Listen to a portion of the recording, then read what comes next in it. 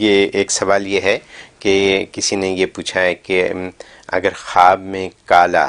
یا dark water وہ دیکھیں تو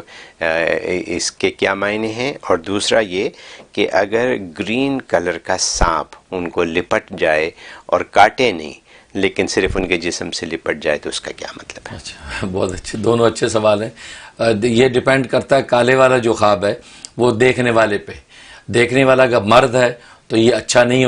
ان کے لیے پریشانی کا باعث ہے۔ اگر دیکھنے والی عورت ہے، کیونکہ عورت کے حق میں کالا رنگ جو ہوتا ہے وہ اس کے لیے خوبصورتی اور زیبائش ہوتا ہے، جیسا کالا پانی دیکھا، کالا رنگ دیکھا کسی عورت نے تو یہ اس کے حق میں اچھا ہے۔ اگر کوئی استخارہ کیا تو اس کا مطلب ہے وہ چیز ان کے حق میں اچھی رہے گی، کر سکتے ہیں۔ اگر مرد نے دیکھا کالا کلر تو اس کے حق میں اچھا نہیں ہوگا۔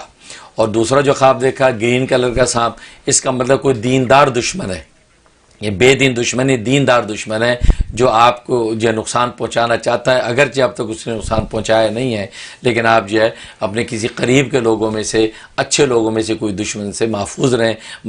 یعنی وہ محتاط رہیں، کسی قسم کے دل کی بات نہ کریں، تو انشاءاللہ آپ کی حفاظت رہے گی۔ سورہ کوثر 3 مرتبہ پڑھ کے بدن پہ دم کر لیا کریں تو اس سے بھی انشاءاللہ کسی شر سے اللہ آپ